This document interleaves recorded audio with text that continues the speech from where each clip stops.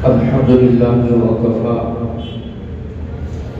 وسلام على عباده الذين اصطفى وبعد.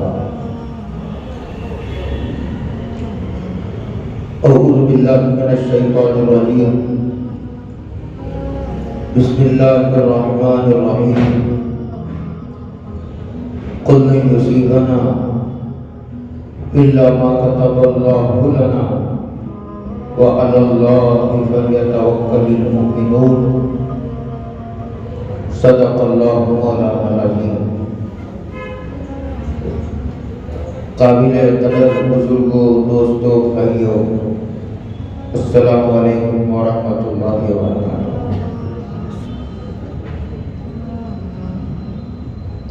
گزشتہ جمعہ ایک مضمون بیان کیا گیا تھا.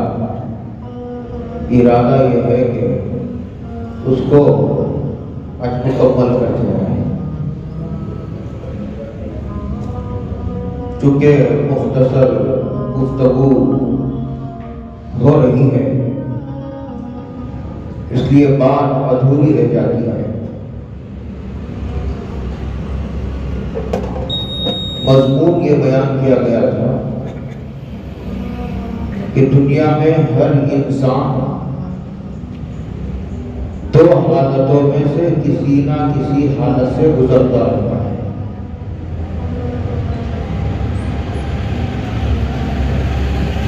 یہ حالت شکر ہے کہ آدمی پر انعامات کی بارش ہے. یہ شکر کا مقام ہے.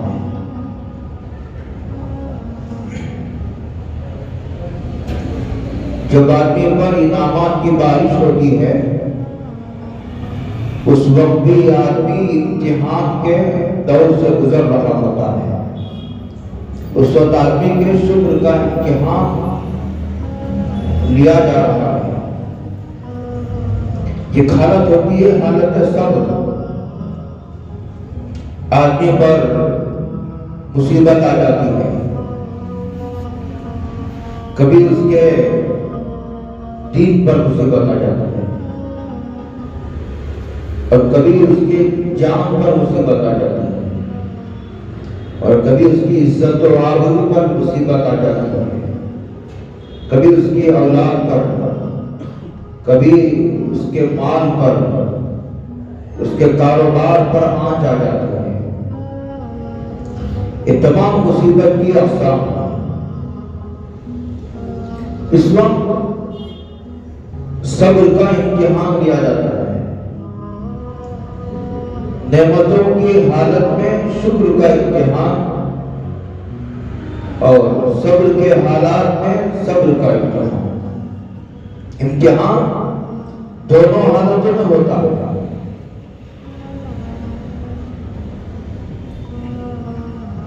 یہ مضمون گزشتہ جمعہ چل رہا تھا. گزشتہ جمعہ اور یہ جو آدمی پر مصیبت آتی ہے، مصیبت اگر آ گئی تو صبر کرنے کا حکم ہے. مصیبت مانگنے کا حکم نہیں ہے. اس لیے حدیث پاک میں ہے کہ کوئی آدمی دنیا کی مصیبتوں اور تنگیوں سے پریشان ہو کر کے اللہ تعالیٰ سے موت کا سوال نہیں کر سکتا.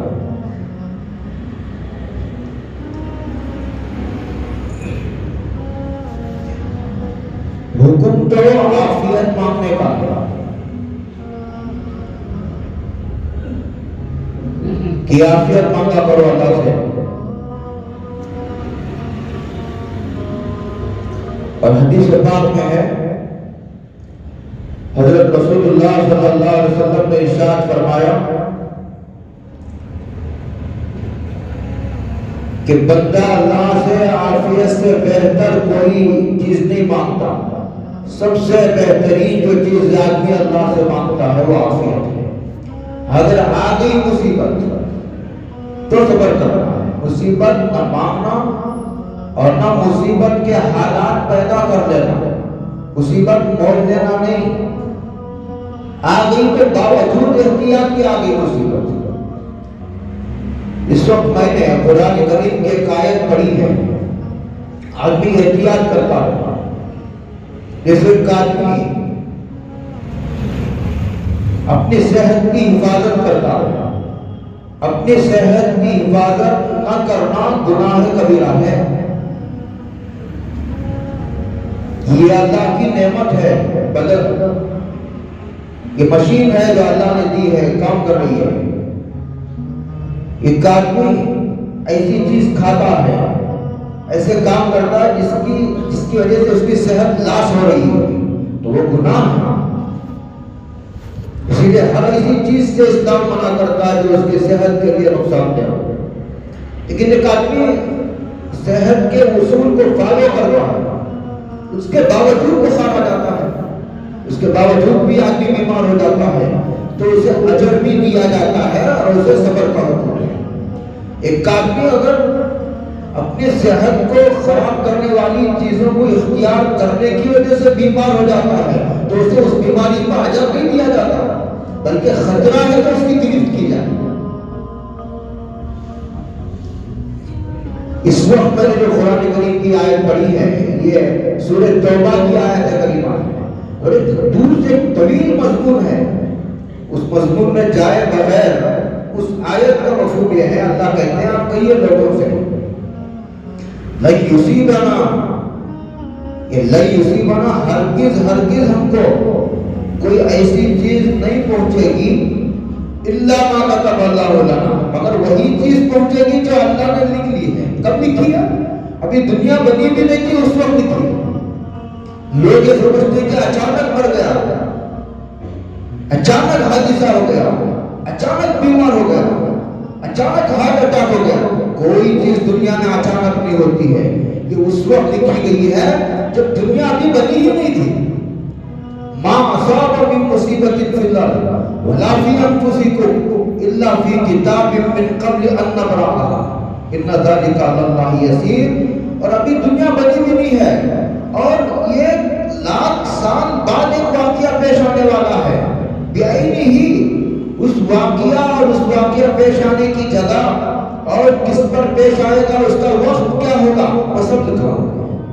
اور یہ اللہ کے لیے مشکل نہیں ہے، اللہ بڑی قدرت والے ہیں، بہت بڑے علم والے ہیں، ان کا علم کتنا بڑا ہے اسے سمجھایا نہیں جا سکتا، سمجھانے کے لیے دنیا میں کوئی چیز نہیں۔ اور انسان کا علم کتنا چھوٹا ہے، انسان کی عقل کتنی چھوٹی ہے، محدود ہے، اور انسان کا تجربہ کتنا ناقص ہے، اسے سمجھانے کے لیے دنیا میں کوئی چیز نہیں ہے۔ لیکن کہا ہی جاتا ہے کہ انسان کا علم رائی کے دانے کے برابر ہے۔ وہ اس لیے کہا جاتا ہے کہ رائی کے دانے سے چھوٹا کوئی دانہ نہیں دنیا میں۔ اگر رائی کے دانے سے چھوٹا دانہ ہوتا تو شاید اس کی مثال دی جاتی ہے، انسان کے کتنا چھوٹا ہے۔ لیکن یصیبنا الا ما كتب اللہ لنا، کہتے ہیں کہ جو کوئی مصیبت پہنچی وہ اچانک نہیں، وہ اللہ کے علم میں ہے۔ حضرت معاذ بن جبل رضی اللہ تعالیٰ عنہ کا اثر ہے، انہوں نے فرمایا ان ما اصابک لم یکن لیخطئک، تم کو جو چیز پہنچی ہے اچھی ہو یا بری، وہ تم سے چھوٹ کر نہیں جانے والی تھی، وہ تو آ کر ہی رہنے والی تھی۔ تم یہ سمجھ رہے ہو ایسا کرتا تو ایسا ہو جاتا، ارے کاش میں ایسا کر لیتا تو اچھا ہوتا۔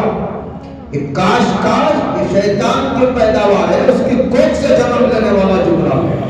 اگر یوں ہو جاتا، اگر میں یوں کر لیتا، اسباب اختیار کرنے کا حکم ہے، لیکن یہ عقیدہ اسلام کا بنیادی عقیدہ ہے، اچھی ہو یا بری چیز وہ اللہ کی طرف سے پہنچتی ہے۔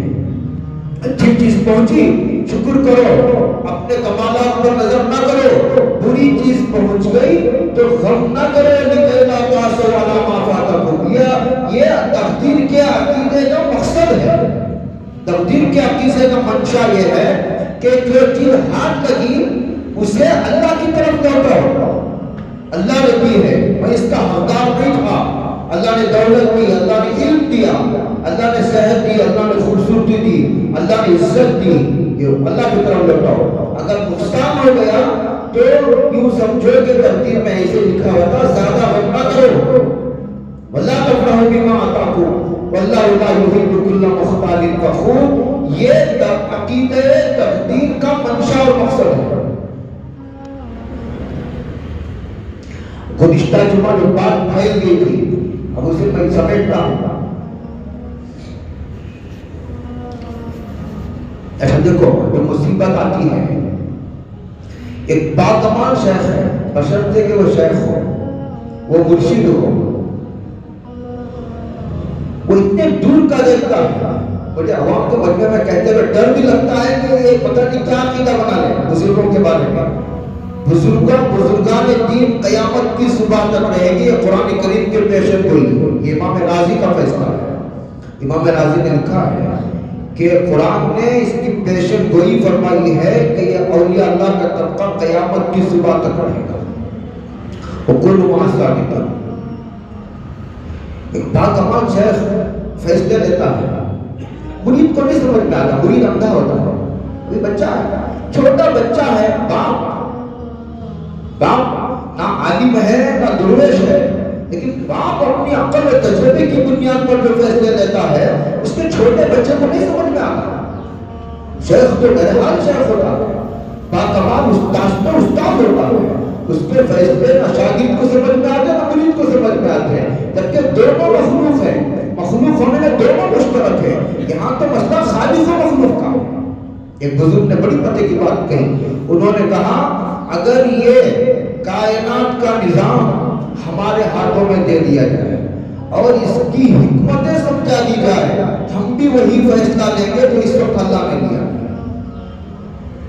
کیونکہ ہماری عقل اتنی چھوٹی ہے، ہمارا عقل و تجربہ اتنا چھوٹا ہے، ہمیں اللہ کے فیصلوں تک رسائی نہیں، اس کی حکمتیں، اس کے اسرار، اس کے رموز، اس کے راز اتنے گہرے ہیں، اللہ کسی پر کھول دے تو کھول دے، ورنہ ہر کس و ناقص کی بس کی بات نہیں ہے۔ بات یہاں سے چلی تھی، میں نے گزشتہ جمعہ بھی کہا تھا، اسے سمیٹتا ہوں جلدی کیونکہ سب سے بڑی جو مصیبت ہوتی ہے وہ آدمی کے دین پر آنے والی مصیبت ہے۔ حضور نے دعا مانگی ہے، اللہ لا تجعل مصیبتنا فی دیننا، اللہ ہم کو ہمارے دین کے باب میں مصیبت میں نہ مبتلا کیجیے۔ کیا ایسی مصیبت آن پڑی، ایک طرف تو عقیدہ ہے اور ایک طرف جو ہے وہ کہیں عزت کا خوف ہے، جان کا خوف ہے اور کہیں مال کا خوف ہے، کبھی اولاد کے جو ہے وہ گرفتار کر لیے جانے کا خوف ہے، دونوں سامنے ہیں مصیبت۔ یہ کو لیتے ہیں تو دین خطرے میں پڑتا ہے، عقیدے کا سودا کرنا پڑتا ہے، دین پر آنے والی مصیبت ہے۔ اس کے لمبی تفصیلات ہیں تاریخ کی، صحابہ کے دور میں صحابہ کو دین پر آ چاہی، صحابہ نے ہر چیز قربان کرنے کے لیے صحابہ آمادہ ہو گئے، تیار ہو گئے۔ یہ سب سے بڑی مصیبت ہے، لوگ اسے مصیبت ہی نہیں سمجھتے۔ یہی آ کر میری بات ختم ہوئی تھی، اسی کے ضمن میں نے وہ حضرت شیخ الہند رحمۃ اللہ علیہ کا تاریخی جملہ سنایا تھا۔ حضرت شیخ الہند رحمۃ اللہ علیہ نے فرمایا کہ جب وہ مالٹا کی جیل سے ہندوستان کی آزادی کے سلسلے میں مالٹا کی جیل بھیج دیا گیا تھا، مکے کے ایئرپورٹ پر حضرت کو جو بندرگاہ پر حضرت کو اریسٹ کیا گیا تھا، شریف مکہ نے خود گرفتار کیا تھا۔ اس میں جب کئی سال حضرت مالٹا کی جیل گئے، اس کے بعد جب واپس آئے تو حضرت نے فرمایا تھا کہ الحمدللہ بحمدللہ، مصیبت میں تو گرفتار رہا لیکن معصیت میں گرفتار نہ رہا، کسی اللہ کی نافرمانی میں الحمدللہ میں گرفتار نہ رہا۔ ایسے مصیبت میں نہیں مانگنا چاہیے، لیکن جب دو چیزیں سامنے کھڑی ہو جائے، ایک اللہ کی معصیت نافرمانی اور ایک مصیبت، تو بولتے ہوئے مجھے جرأت معلوم ہوتی ہے آدمی کو مصیبت کو ترجیح دینی چاہیے۔ یہی وہ جملہ تھا جو حضرت یوسف نے فرمایا تھا کہ جب عورت نے ان کو گناہ کی طرف دعوت دی تو کہا اس گناہ کی طرف جانے سے بہتر ہے کہ میں جیل میں بھیج دیا جاؤں۔ جب مسئلہ ایسا سامنے آ کر کھڑا ہو گیا تو انہوں نے اس کو ترجیح دی۔ یہ سب سے بڑی مصیبت ہے، اللہ سب کی حفاظت فرمائے۔ یہ مصیبت ہے، اس مصیبت سمجھنا چاہیے کہ آدمی نماز کی اور سجدوں کی توفیق سے محروم ہے اور رات ذکر کے تلاوت کی توفیق سے محروم ہے۔ آدمی بزرگوں کی محفلوں صحبتوں سے محروم کر دیا گیا ہے۔ سب عذاب کی چھوٹی شکلیں ہیں۔ یہ عذاب کا مطلب ہوا عذاب نہیں جو کافروں کو دیا جاتا ہے، منافقوں کو دیا جاتا ہے، وہ جہنم کا عذاب ہے، قبر کا عذاب ہے، وہ مراد نہیں ہے۔ پھر عذاب کے بھی درجے عذاب میں فرق ہوتا ہے۔ ضروری نہیں ہے کہ مسلمان کو بھی ویسا عذاب دیا جیسے کافر کو دیا جاتا ہے، اس جیسے عذاب کا آدمی انتظار کرے۔ دوسری مصیبت آدمی کے جان پر آتی ہے، پھر آگر کی مصیبتیں کھڑی ہو گئی، ایک جان کی ایک مال کی، ایسا ہوتا ہے۔ اور حدیث پاک میں ہے کہ کبھی جان پر اور اس کے بچے پر آنے والی مصیبت کو مال کی مصیبت کی طرف پھیر دیا جاتا ہے، اس کے بچے کو بچانے کے لیے، خود اس آدمی کو بچانے کے لیے۔ مجھے واقعی یاد آتا ہے، میں سناتا ہوں۔ حضرت موسیٰ علیہ السلام کے زمانے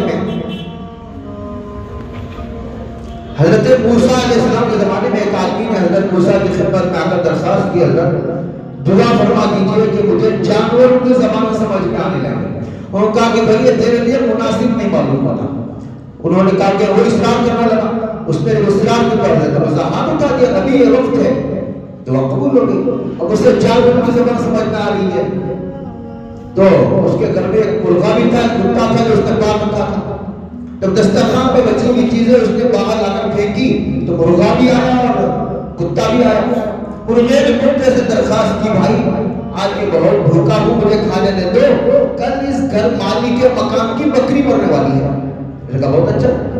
جب مالی کے مکان کو زبان سمجھ میں آئی تو راتوں رات لے جا کر بازار میں وہ بکری بیچ آیا۔ دوسرے دن کتے نے کہا کہ بھائی تم نے کہا تھا بکری مرے گی، کہاں بکری، بہت چھوٹے ہو یار، دو چار لوگوں کے لیے جھوٹ بولنے کے لیے تیار ہو جاتا ہوں۔ اس پر برسنے لگا۔ میں نے کہا بھائی بات تو سچی ہے، لیکن راتوں رات مالی کے مکان اس کو بیچ آیا۔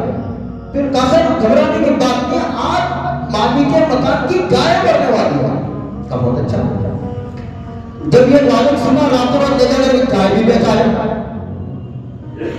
تیسرے دن پھر کتے نے کہا کہ آج کہا تھا کہ گائے مرے گی، کل کہا تھا بکری مرے گی، آج کہا گائے مرے گی، یار بہت چھوٹے ہو۔ کہا یار بات تو سچی ہے، لیکن مسئلہ ایسا ہے، راتوں رات لے جا کر کے اس نے گائے بیچائی، جہاں جس کو بیچ آیا وہاں جا کر کے مر گئی۔ خیر گھبرانے کی بات نہیں، اب مالی کے مکان ہی کی باری آ گئی ہے، اس کا انتقال ہونے والا ہے۔ دوڑا جب سنا، دوڑا وہ حضرت موسیٰ کی خدمت میں کہا حضرت دعا فرمائیے اللہ میری جان بخشی کر دے۔ کہا نہیں، دیکھو جو مصیبت تمہارے بکری اور گائے پر آئی تھی وہ تمہاری جان بخشی کے لیے آئی تھی، تم نے اس کو ٹالا اور سب ملا کر تمہارے جان پر آئی۔ اگر آدمی کو یہ اختیار دیا جائے، بچہ چاہیے ایسے چاہیے، آدمی کہے گا یار زمین بیچ آؤں گا، یہ گھرے وہ بیچ آؤں گے، میرے بچے کو چاہیے۔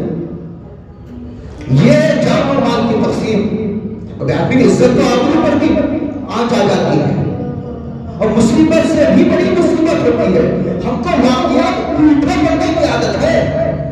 بچے کو مصیبت آ گئی، والدہ بچاتے ہیں، جب مصیبت آتی ہے، ایک مصیبت کے وقت میں بھی اللہ کی ہزاروں نعمتیں انسان کی طرف متوجہ رہتے ہیں، ان ہزاروں نعمتوں کو نظر انداز کر کے یہ جو مصیبت آئی ہے عارضی وقتی، اسے ہیلٹ کرتا ہے، آدمی نمایاں کرتا ہے اور ان تمام نعمتوں کو فراموش کر دیتا ہے۔ مصیبت سے بھی بڑی مصیبت ہوتی ہے۔ اب تو بچے پر آئی ہے، اگر باپ پر بھی آتی، ماں پر بھی آتی، دکان بھی چل جاتی اور پتہ نہیں اور کیا کیا ہوتا، 4-5 مصیبتیں جمع ہو جاتی تو کیا ہوتا ہوگا۔ یہ مصیبت پر مصیبت۔ ایک واقعہ سنا کر کے بعد ختم کروں گا، ایک مصیبت سنا کر کے بعد ختم کروں گا۔ حضرت حکیم الاسلام قاضی محمد طیب صاحب رحمۃ اللہ علیہ کا واقعہ ہوتا ہے، اس سے آپ کو پتہ ہوگا۔ دو بچے بہت پہلے امریکہ میں پیدا ہوئے، یہ بہت پہلے کا واقعہ نہیں ہے، میرا انداز مطابق 40-50 سال پہلے کا واقعہ۔ تو دو بچے پیدا ہوئے، اس بچے کی بھی دعا، اس کی بھی دعا، اس کے بھی 2 کام، اس کے بھی 2 کام، ہر عضو الگ الگ، لیکن دونوں کی شہرت ایک تھی، دونوں کی شہرت۔ ڈاکٹروں سے مشورہ کیا گیا، ڈاکٹروں نے کہا اگر آپریشن کرو گے دونوں کو رکھو۔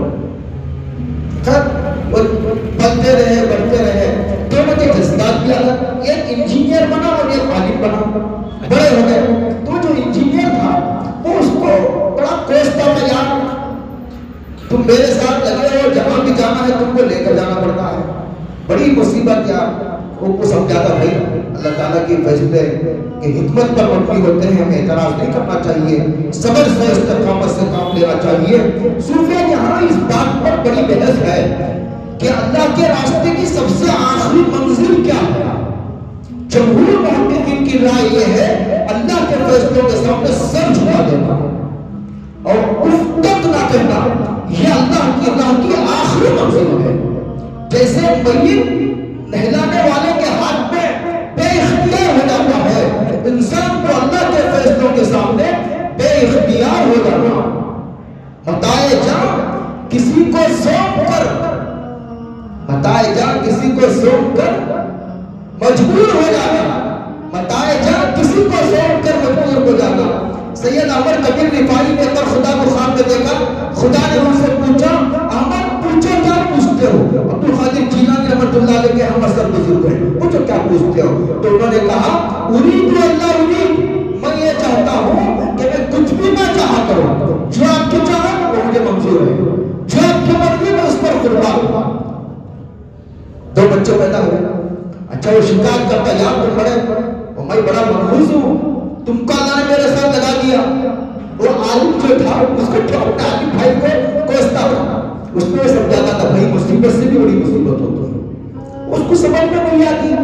بیانات سے اصلاح نہیں ہوتی، حالات سے اصلاح ہوتی ہے، حالات سے تربیت ہوتی ہے۔ بیانات سے ذہن بنتا ہے، تربیت اس وقت ہوتی ہے جب آدمی کو ٹھٹولا جاتا ہے، جب آدمی کو نچوڑا جاتا ہے، جب آدمی کو ایک تھپڑ لگایا جاتا ہے، آپریشن کیا جاتا ہے، جب آدمی کی اصلاح ہوتی ہے۔ کل ایسا ہوا کہ اس عالم بچے کا انتقال ہو گیا، اب پھر مشورہ کیا ڈاکٹروں سے یہ کیا کیا جائے، اب مردہ بچے کو کاٹ کر الگ کر دیا جائے۔ تو رکا نہیں، اب بھی اگر کاٹو گے تو جو زندہ بچہ وہ بھی مر جائے گا، دونوں کی شہرت ایک ہے۔ اب کیا ہوا کہ وہ مردہ بچے کو پیٹ پر لاد کر گھومتا تھا، اب اسی کسی بڑی مصیبت۔ علامہ اقبال اس حقیقت کو پہنچ گئے، انہوں نے کہا راضی کا رضا ہو کر تو جینے کا مزہ دے، دنیا ہی میں رہتے ہوئے جنت کا مزہ دے۔ اللہ ہم سب کو عمل کی توفیق عطا فرمائے۔ وآخر دعوانا ان الحمد للہ رب العالمین۔